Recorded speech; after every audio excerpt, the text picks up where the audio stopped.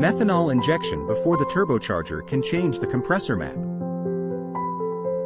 The compressor map is a graph that shows the efficiency and flow characteristics of a turbocharger at different operating conditions.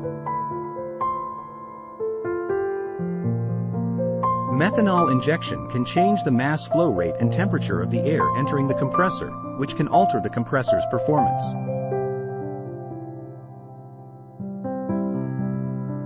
Methanol injection can cool the air entering the compressor, which can increase its density and mass flow rate.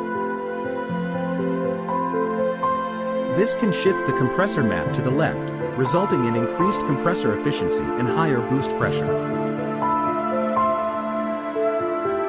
Methanol injection can also reduce the likelihood of knock or detonation, allowing for more aggressive tuning and increased power output.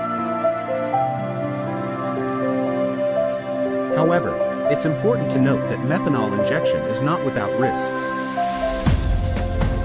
It can potentially damage the turbocharger or engine if used improperly or if the injection system fails. Proper installation and tuning are crucial to ensure safe and reliable operation. Thanks for watching.